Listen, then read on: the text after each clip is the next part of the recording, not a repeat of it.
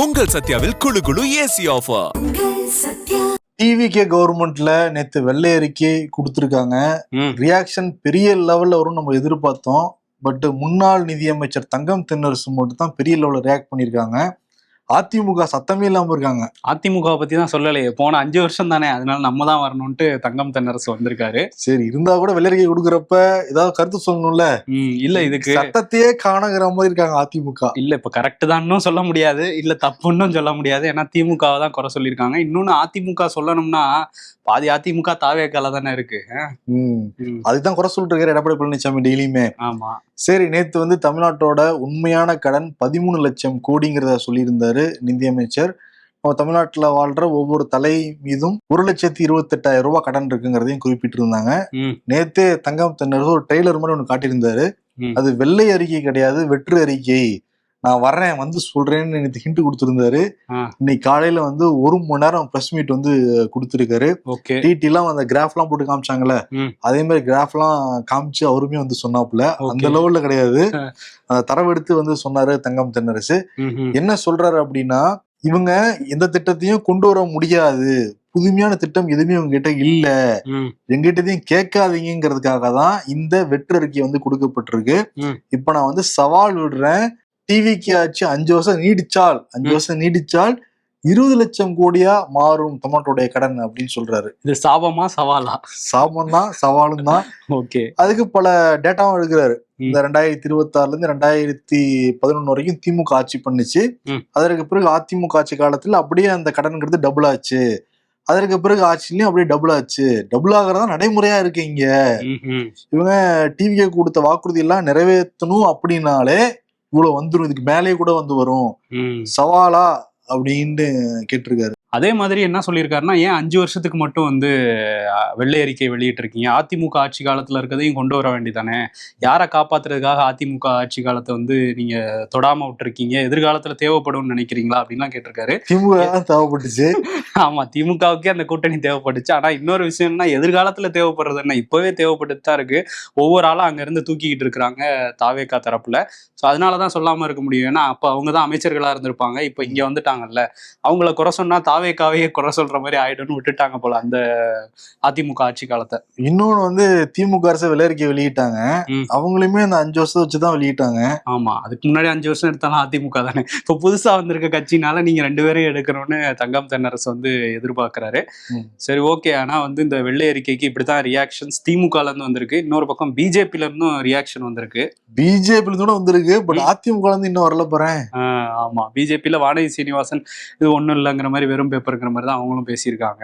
பள்ளிக்கல்வித்துறை அமைச்சர் ராஜ்மோகன் அவர் தனியார் பள்ளிகளுக்கு இந்த அங்கீகார சான்றிதழ் வழங்குற விழால சில விஷயங்களை பேசியிருக்காரு.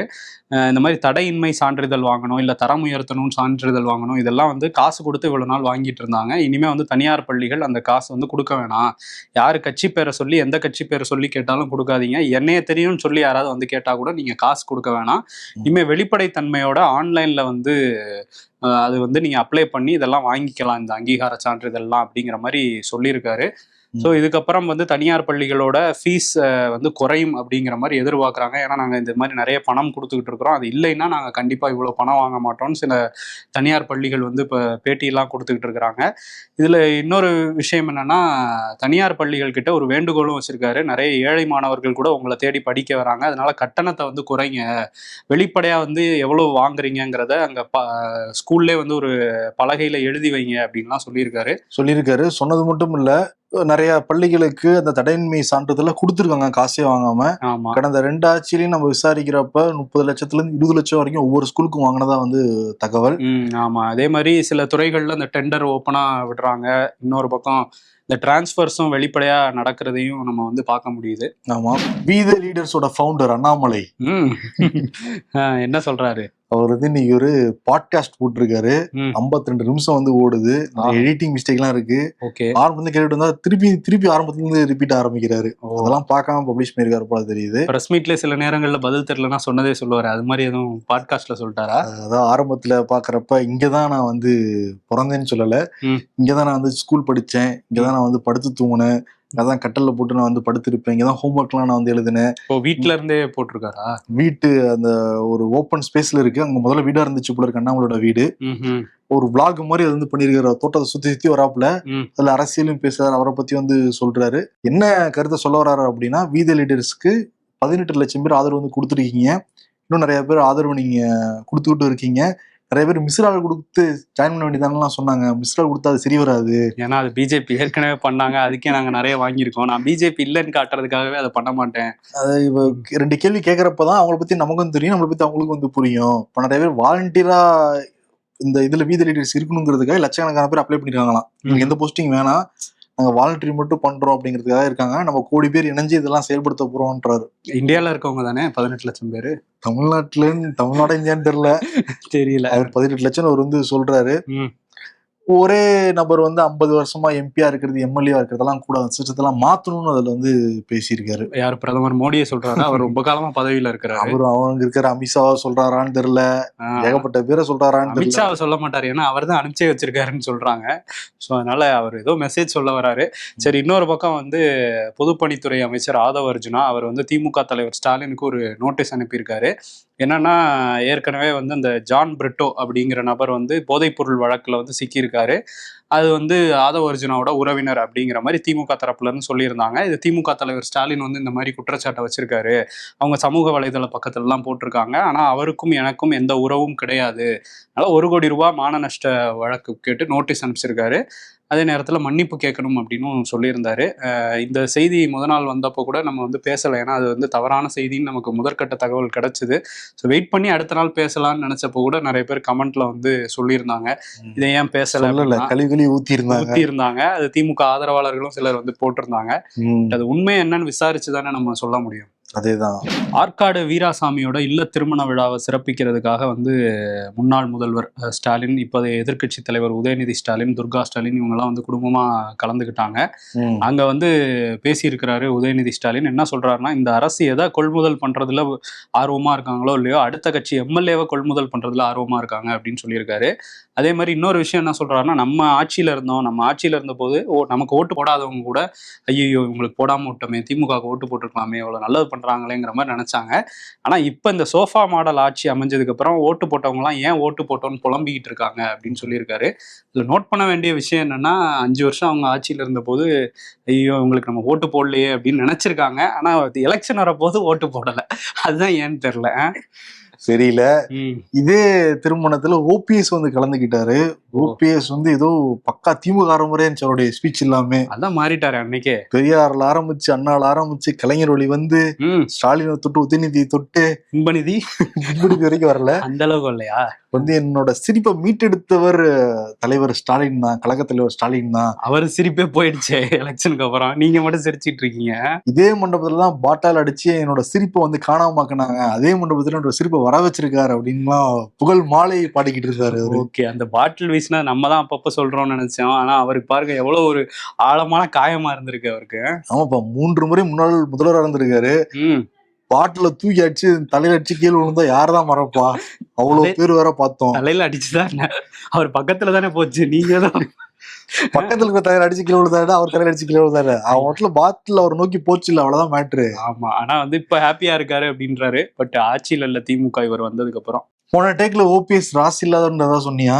இல்ல அப்படிலாம் சொல்லல, அவர் தான் எம்எல்ஏ ஆயிட்டாரு, ராசியானவர் தான் அவரு. பட் திமுக அவர் போனதுக்கு அப்புறம் ஆட்சிக்கு வரல, அதுக்காக அவர் ஸ்டாலின் தோத்து போயிட்டாரு, ஸ்டாலினே தோத்துட்டாரு. அதுக்காக அவர் ராசி இல்லாதவர்னு சொல்ல முடியாது, செங்கோட்டையன் ராசியானவர்னு சொல்ல முடியாது, ஏதோ நடக்குது அவ்வளவுதான். எடப்பாடி பழனிசாமியும் ராசி இல்லாதவர்னு சொல்ல முடியாது அதிமுகவுக்கு. ஆமா, அவர் தான் விசில தூக்கி டிவி பட்டியை கூட செகண்டுக்கு தள்ளியிருக்காருல வந்தாரு. அதுக்கு பிறகு அதிமுகவே பல இடங்களில் தோல்வி அடைஞ்சுக்கிட்டு தான் இருக்கு. இப்ப என்னன்னா, ஏற்கனவே அதிமுக இருந்து ஒரு 4 எம்எல்ஏக்கள் டிவிக்கில போய் ஜாயின் பண்ணாங்க. இப்ப விராலிமலை விஜயபாஸ்கரும் ரிசைன் பண்ணிட்டாரு. இன்னைக்கு உடனே வந்து அறிவிச்சிட்டாங்க அந்த தொகுதி காலியானது அப்படின்னு சொல்லிட்டு. இன்னும் கார்டு மட்டும் கொடுக்கல, தாவேகா கார்டு. அது வந்து டிவிகே கார்டா இல்ல டிஎம்கே கார்டாங்கிறதான் போய்கிட்டு இருக்கு. பட் நம்ம உறுதின்னு சொல்றாங்க டிவிகே கார்டு தான் அப்படின்னு. ஆமா, ஆனா வந்து தூய சக்தி அப்படின்லாம் சொன்னாங்களே, குட்கா கேஸ் எல்லாம் இருக்கு, நாங்க குற்றச்சாட்டு இல்லாத அதிமுகவினர் தான் சேர்க்கிறோம்லாம் அதை வச்சு நான் சொல்லிட்டு இருந்தாரு. இது ஒரு புது வாஷிங் மிஷின்ல தமிழ்நாட்டுல வந்திருக்கிற ஒரு புது வாஷிங் மிஷின் தான் டிவிகே. எப்படி குற்றச்சாட்டுலாம் இருக்கும், பட் பிஜேபி ஜாயின் பண்ணிட்டா குற்றச்சாட்டுகள் எல்லாமே காணாம போயிடும். அதே மாதிரிதான் டிவிகேல ஜாயின் பண்ணா குற்றச்சாட்டு காணாம போயிடும் போல தெரியுது. பட் இது வரைக்கும் ஜாயின் பண்ணல விஜயபாஸ்கர். ஆமா, ஒருவேளை ஜாயின் பண்ணாங்கன்னா நாங்க வாஷிங் மிஷின் எடுத்துக்கலாம், அது நியூ வாஷிங் மிஷின் சொல்லிக்கலாம். ஆமா, அதுல போயிட்டு உள்ள தீய சக்தியா உள்ள போனா வெளியே தூய சக்தியா வந்துருவாங்க. வந்ததுக்கு அப்புறம் குட்காவெல்லாம் காணாம போயிரும்ல. ஆனா இந்த கேஸ் நடந்துட்டு தான் இருக்கு. இன்னும் நிறைய பேர் வருவாங்கன்னு எதிர்பார்க்கறாங்க. முதல்ல இப்ப 6 இடங்கள் காலியா இருக்கு தமிழ்நாட்டுல. 6 சட்டசபைக்கு இடைத்தேர்தல் வரலாம்லாம் சொல்றாங்க. இதுல 5 அதிமுக. இப்படியே போச்சுன்னு வச்சுக்கோங்க, இன்னொரு மினி தேர்தலே சந்திப்போம் போல தெரியுது. ஆமா, இன்னும் எத்தனை பேர் வருவாங்களோ தெரியல. ஏன்னா சிவி சண்முகம்லாம் என்ன பிளான்ல இருக்காரு, அவர் வந்து எடப்பாடியை திட்டிக்கிட்டே இருந்தோம்னா கட்சியை விட்டு நீக்கிடுவாரு, அதுக்கப்புறம் தானே நம்ம ராஜினாமா பண்ணோம்னு சொல்லிக்கலாம்னு எதுவும் ஐடியா வச்சிருக்காரான்னு தெரியல. அந்த மாதிரிதான் அவரோட ஆக்டிவிட்டிஸ் வந்து இருக்கு. தொடர்ச்சியா வந்து எடப்பாடி நெருக்கடி கொடுத்துட்டு இருக்காரு. இப்போதைக்கு 6 பேரு, அவங்களுக்கு தேவைங்கிறது 107 பிளஸ் இன்னொரு 10 11 தேவை. அப்போ இன்னொரு 4 பேரு இல்ல 5 பேர் தூக்குவாங்களோ, ஐ மீன் ஏடிஎம்கே ரிசைன் பண்ணுவாங்களோ தெரியல, அது நமக்கு தெரியல. ஆனா வந்து ஏற்கனவே இப்ப மதிமுக இன்னைக்கு வந்து முதல்வரை சந்திச்சிருக்கிறாரு வைகோ போய். ஆனா அந்த 2 உதயசூரியன் நின்னதுனால அவங்களால ஆதரவு கொடுக்க முடியாது. ஒருவேளை திருச்சி கிழக்குல நான் நிக்கிறேன்னு ஏதாவது கேட்க போறாரு வைகோ. விஜய் கிட்ட கேட்டிருப்பாரு, என்னால நாடாளுமன்றத்துல தம்பி பேச முடியல, சட்டமன்றத்தை உள்ள விட்டு பாருங்க, ஜேசிடி பிரபாகரை ஓவர்டேக் பண்ணி எப்படி புகழ்றேன்னு மட்டும் நீங்க பாருங்க. ஆமா பாருங்க, நான் வந்து புறநானூற்றுல ஆரம்பிச்சு இப்போ உள்ள இன்ஸ்டா ஸ்டோரி வரையும் உங்களை புகழ்ந்து தள்ளிடுவேங்கிற மாதிரி தான் அவர் போவாரு.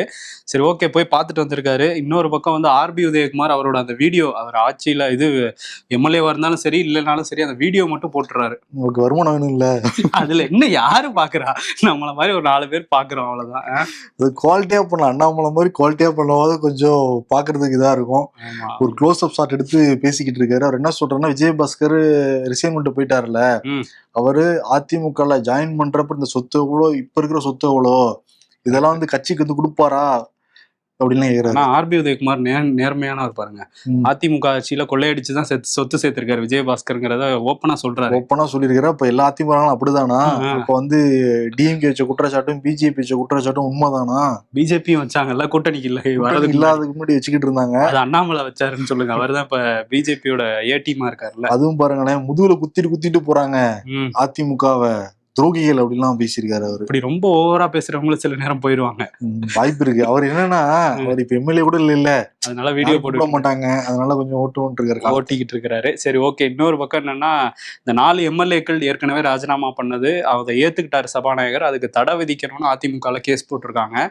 அதுல சட்டமன்ற செயலாளரும் சபாநாயகரும் வந்து பதிலளிக்கணும்னு நோட்டீஸ் அனுப்பிச்சிருக்காங்க உயர்நீதிமன்றத்துல இருந்து. அவங்க என்ன பதில் சொல்றாங்கன்னு வெயிட் பண்ணி பார்ப்போம். தமிழ்நாட்டுல தொடர்ந்து இந்த பெண்களுக்கு எதிராக, குழந்தைகளுக்கு எதிரான பாலியல் குற்றங்கள் நடந்துகிட்டே தான் இருக்கு. பட் இது வரைக்கும் முதல்வர் வாய் திறந்து இந்த பதிலும் சொல்லல. ஜி.கே. வாசன் இன்னைக்கு திருவாரூர்ல போனவர் பேட்டி வந்து கொடுத்துருக்காரு. இந்த மாதிரி பாலியல் குற்றங்கள்ல ஈடுபடுறவங்கள துப்பாக்கியாலே சுட்டு கொல்லணும் அப்படின்னு வந்து பேசியிருக்காரு. ரொம்ப ஆவேசமாய் பேசியிருக்காரு. பல பொதுமக்களுக்கு இருக்கிற கருத்தை தான் வந்து சொல்றாரு. ஏன்னா தாங்கிக்க முடியாத துயரத்துல அந்த வார்த்தையெல்லாம் வெளிப்படுத்துறாங்க. அது ஒரு கட்சி தலைவரே பேசுறதுங்கிறது கவனிக்கத்தக்கது. இன்னொரு பக்கம் வந்து ஜனநாயக மாதர் சங்கம் செலக்டிவா தான் போராட்டங்கள் நடத்துவாங்க. பட் இந்த இஷ்யூக்கு வந்து போராட முன் வந்திருக்காங்க, போராட போறோம்னு அறிவிச்சிருக்காங்க. பாலியல் குற்றங்களுக்கு நிறைய போராட்டங்கள் நடந்தால் அரசுக்கு நெருக்கடி வரும், அதனால இன்னும் நடவடிக்கைகள் துரிதமாகும். ஓகே. இன்னொரு பக்கம் தமிழ்நாடு பாஜக தலைவர் நயினார் நாகேந்திரன், தமிழ்நாட்டில் தொடர்ந்து இந்த மாதிரி குற்றங்கள் நடந்துகிட்டே இருக்கு, இந்த மாதிரி பாலியல் குற்றங்களை பாதிக்கப்பட்டவங்களும் பணியூருக்கு தான் வரணுமா, அப்பதான் முதல்வர் வந்து பேசுவாரா அப்படின்னு கேட்டது மட்டும் இல்லாம, வாட் ப்ரோ, விஜய் ப்ரோ, என்ன ப்ரோன்னு கிரிஞ்சா பேசிக்கிட்டு இருந்தாரு, கேள்வி எழுப்பிக்கிட்டு இருந்தாப்ல. ஓகே. அதே மாதிரி எச் ராஜா ரொம்ப நாள் கழிச்சு வந்திருக்காரு. அவர் என்ன சொல்றாருன்னா, ஒரு விஜய், ஆமா, அவரு அதுக்கப்புறம் அந்த மெர்சலுக்கு அப்புறம் இப்பதான் விஜய் காட்டமா வந்து விமர்சனம் பண்ணியிருக்காரு.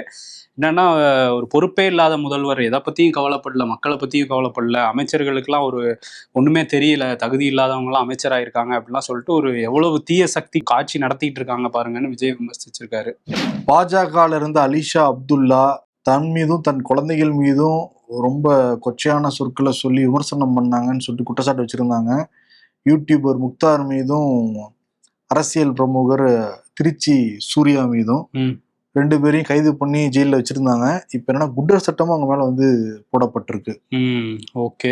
அது அந்த வழக்கு எப்படி போகுது அப்படின்னு பார்ப்போம். இன்னொரு பக்கம் வந்து மாஸ்டர் மகேந்திரன் பயங்கரமா பேசியிருந்தாரு. நம்மளே வந்து அதெல்லாம் சொல்லியிருந்தோம். சோலார் சிஸ்டமா, சோலார் பேனலா அப்படிங்கிறதெல்லாம் ரொம்ப கன்ஃபியூஸ் ஆகி பேசியிருந்தாரு. என் வீட்டு வந்து கரண்ட் எடுத்துக்கோன்னு சொல்லியிருந்தாரு. ஆமா, அதெல்லாம் வந்து இப்ப விளக்கம் கொடுத்திருக்காரு. நான் வந்து கேள்வி கேட்கக்கூடாதுன்னு சொல்லல. அதாவது அரசியல் காரணங்களுக்காக சில பேர் கேள்வி கேட்கறாங்க. 6 மாசம் டைம் கொடுங்கன்னுலாம் சொல்லியிருக்காரு முதல்வரே. அப்படி இருக்கும்போது அதுதான் நான் வந்து அப்படி சொல்ல வந்தேன் அப்படின்ட்டு இருக்காரு. சோலார் பேனல், சோலார் சிஸ்டம் அது என்னோட வார்த்தை பிழை தான் அப்படின்னு சொல்லிட்டு அங்க இதுல பண்ணியிருக்காங்க.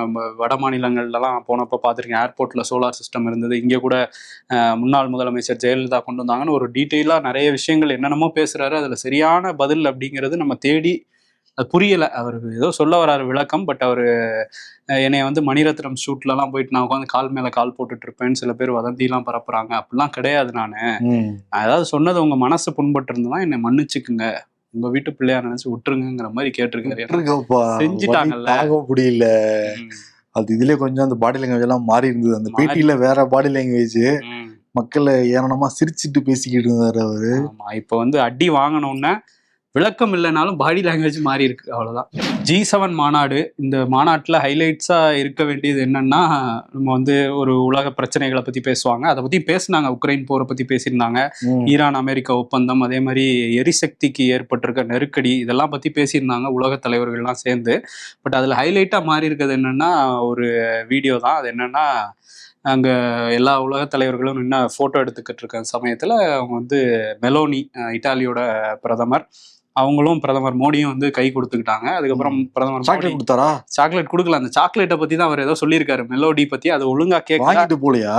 வாங்கிட்டு போல. எத்தனை வாட்டி வாங்கிட்டு போவாரு? அது ஒரு தடவை தான் ஒரு ட்ரெண்டு. அதுக்கப்புறம் கிரிஞ்சாயிரும்னு விட்டுட்டாரு.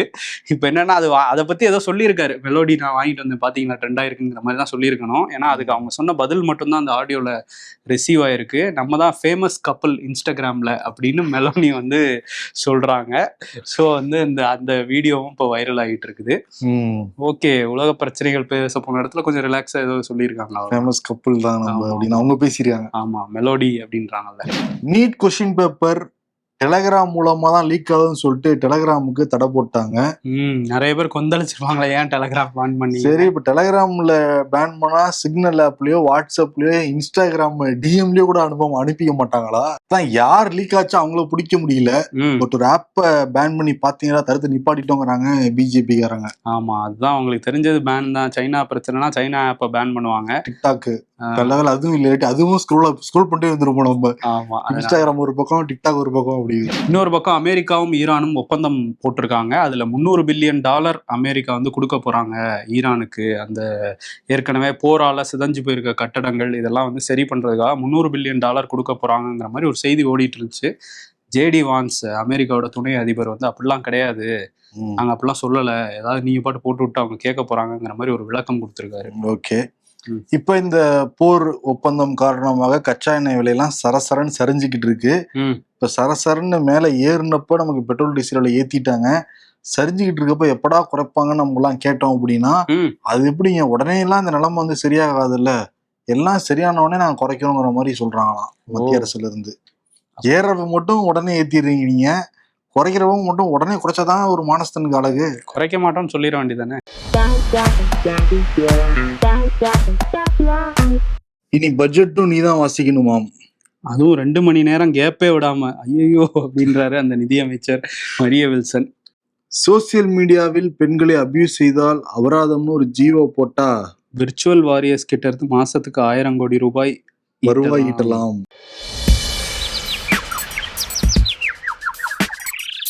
கடந்த கால ஆட்சி மீது பழி சுமத்தாமல் தவறுகளை கண்டறிந்து சரி செய்யுங்கள், தாவேகா அரசுக்கு தமிழிசை அறிவுரை. நேரு மீது பழி போட்டே 12 வருஷமா ஆட்சியை ஓட்டிட்டு இருக்கிற நீங்க இதை சொல்லலாமா? என்னடா ரெஃப்ரெஷ்மெண்ட்டுக்கு ட்ரிப்புன்னு வெளிநாட்டுக்கெல்லாம் போறீங்க?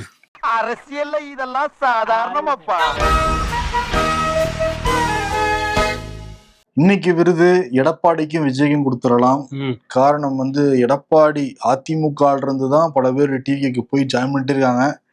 அடுத்த வரவு விஜயபாஸ்கர் அந்த தொகுதி காலியானதை அறிவிச்சிட்டாங்க. இப்ப ஏடிஎம்கே இருக்கிற எம்எல்ஏக்கள் இன்னைக்கு கம்மியாகிட்டே வந்து இருக்கு. ஏற்கனவே எதிர்கட்சி கூட கிடையாது அதிமுக. ஆமா, அதுல ஆல்ரெடி ராகேஷ்னு ஒருத்தர் வந்திருந்தாருல, பயிற்சி கூட்டத்துக்கு வந்திருந்தா, அவரும் வந்து அந்த ஐடியால தான் இருக்காராம். பாலகிருஷ்ண ரெட்டி இவங்கெல்லாம் கூட இந்த பக்கம் வந்துடலாம். அதான்ப்பா இப்ப 6 பேர் இருக்காங்கல்ல, இன்னும் 5 பேர் தேவைப்படுது இல்ல மெஜாரிட்டிக்கு. ஆமா, தேவைப்படுது. நீ இருந்தாலும் கூட கொஞ்சம் பயத்துல தான் இருக்காங்க போல தெரியுது இருந்ததெல்லாம் பாக்குறப்ப. அதனால எடப்பாடி கிட்ட விஜய் கேக்குறாப்புல பங்கப்பிரி அப்படின்னு. அவர் தான் ஏற்கனவே ஆர்பி உதயகுமார் வேற கேட்டிருக்காரு, பங்கப்பிரிங்க இங்க இருந்து எடுத்ததெல்லாம் கொடுங்கன்ட்டு விஜயபாஸ்கர்ட்ட வேற கேட்டிருக்காரு. சோ பங்கப்பிரி அரசியல் தான் நடந்துகிட்டு இருக்கு தமிழ்நாட்டுல. நன்றி. உங்கள் சத்யாவில் குளு குளு ஏசி ஆஃபர்.